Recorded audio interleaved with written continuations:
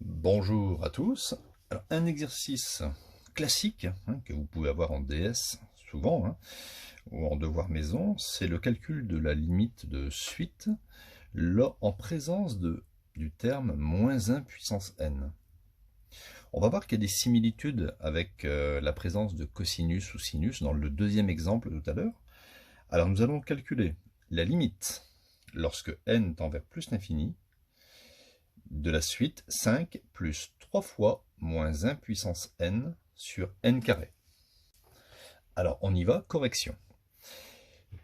Donc ici, si vous prenez -1 puissance n, il est clair que -1 puissance n est toujours compris entre -1 et plus 1. Un exemple, regardez. Si vous prenez n égale 1, -1 puissance 1, ça fait -1. Si vous prenez n égale 2, -1 au carré, ça fait plus 1. D'accord? Un moins fois un moins, ça fait plus. Si on prend n égale 3, -1 au cube, -1 fois -1 fois -1, ça fait -1. Donc vous voyez, allez, je vais encore en faire un. Si on prend n égale 4, -1 puissance 4, comme on a une puissance paire, on va obtenir plus 1. Constamment, ça va osciller, ça vaudra -1 ou plus 1. Donc on a le droit d'écrire cette double inégalité. Maintenant, je vais ici multiplier par 3. Ici, on a 3 fois. Je vais procéder par encadrement. Si je fais x3, quand on multiplie par un positif, on ne change pas ici le sens des inégalités. C'est que quand on multiplie par un négatif. Ou bien quand on divise par un négatif aussi. -1 fois 3, ça fait -3. Ici, ça fera 3 fois -1 puissance n. Et 3 fois 1, 3. Ensuite, je vais rajouter plus 5. Donc, quand on ajoute un positif, ça ne change pas non plus le sens des inégalités. 5 plus -3, 5 moins 3, 2. Ici, je recopie 5 plus 3 fois -1 puissance n. Et 5 plus 3, ça fait 8. Maintenant, il me reste à diviser par n au carré. Alors, je vais diviser par n au carré, qui est un nombre strictement positif. Exemple 117 au carré, c'est strictement positif. Quand on divise par un positif, on ne change pas le sens des inégalités. Et j'aurai donc ici 2 divisé par n au carré, 5 plus 3 fois -1 puissance n sur n carré, et ici 8 sur n carré.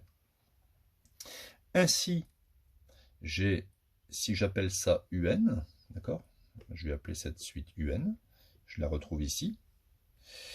Ma suite un est comprise entre 2 sur n carré et 8 sur n carré. Ça, c'est une suite minorante, et ça, c'est une suite majorante. Maintenant, pour trouver la limite, c'est pas très compliqué. Je vais mettre limite lorsque n tend vers plus l'infini partout. Voilà. Voilà, c'est une propriété. Ici, si n tend vers plus l'infini, n carré tend vers plus l'infini. Si vous dites 1000 fois 1000, ça fait 1 million. Donc 2 divisé par plus l'infini, ça fait 0. Retenez ça, si vous avez 2 euros et vous devez le partager à 100 millions de personnes, chacun aura quasiment rien. 0. Inférieur à la limite de un lorsque n tend vers plus l'infini. Inférieur, et ici c'est la même limite qu'ici, 8 divisé par plus l'infini, ça fait quasiment 0. Donc, à partir du moment où la limite de un, lorsque n tend vers plus l'infini, est comprise entre 0 et 0, on peut affirmer que la limite de un, lorsque n tend vers plus l'infini, est parfaitement égale à 0, et notre suite un converge vers 0. Deuxième exemple, on doit calculer la limite, lorsque n tend vers plus l'infini, de la suite 6 moins 2 sinus n sur n. Alors, je vais poser que cette suite est égale à un, d'accord? Alors, quel que soit petit n appartenant aux entiers naturels, il est évident que sinus n est toujours compris entre moins 1 et 1. Hein, ça, c'est une propriété. Un sinus, tout comme un cosinus d'ailleurs, c'est toujours compris entre moins 1 et plus 1. Je vais procéder par encadrement. Ici, j'ai moins 2 fois. Hein, j'ai un fois ici. Hein. Donc, je vais multiplier par moins 2. Quand on multiplie par un négatif, attention, il faut changer le sens des inégalités. Moins 1 fois moins 2, 2. Ici, ça fera moins 2 sinus n. Moins 2 fois 1, moins 2. Alors, j'aime pas trop cette écriture, je vais le remettre dans le bon sens. Ça fait moins 2 sinus n supérieur à moins 2 et inférieur à 2. Bon, c'est la même écriture, hein, mais c'est mieux écrit. Alors, ensuite, il faut ici ajouter plus 6. D'accord, hein, parce que c'est 6 plus cette quantité. Le fait d'ajouter plus 6, ça ne change pas le sens des inégalités. 6 plus moins 2, 6 moins 2, ça fait 4. Ici, ça fait 6 moins 2 sinus n. Et ici, 6 plus 2, ça fait 8. Maintenant, il ne reste plus qu'à diviser par n. Alors attention, on peut se dire, mais n c'est quoi? C'est négatif ou c'est positif? On est au niveau des suites. N tend vers plus l'infini. Donc n est forcément une quantité strictement positive. Quand je divise par un positif, je ne change pas le sens des inégalités. Donc ça fait 4 sur n. Ici, ça fait 6 moins 2n sur n. Ça fait exactement un, ma suite. Ici, ça fait 8 sur n. Comme tout à l'heure, j'ai réussi à faire un encadrement de ma suite.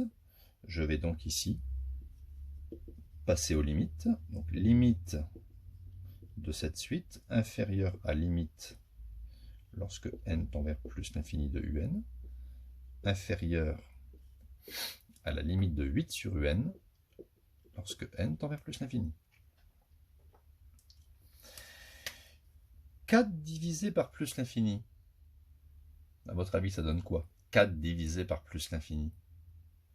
Ben, ça fait 0. Hein, si vous faites à la calculatrice 4 divisé par 1 milliard, hein, ça fait pas beaucoup. Hein. Donc là, ça fait 0. Inférieur à la limite de un lorsque n tend vers plus l'infini. Et là, c'est pareil qu'ici. Hein, 8 divisé par 1 million ou 1 milliard, ça fait 0. La limite de un lorsque n tend vers plus l'infini est comprise entre 0 et 0. Je peux donc, en conclusion, affirmer, comme tout à l'heure, que la limite de ma suite un lorsque n tend vers plus l'infini est égale à 0. Là encore, la suite converge vers 0. Donc voilà, hein, cette vidéo est finie. N'hésitez pas à vous abonner hein, pour être au courant des nouvelles vidéos qui arrivent. Et surtout, essayez de mettre un petit pouce bleu, hein, ça encourage la chaîne. Hein, ça doit être un automatisme, c'est important. Merci, à bientôt.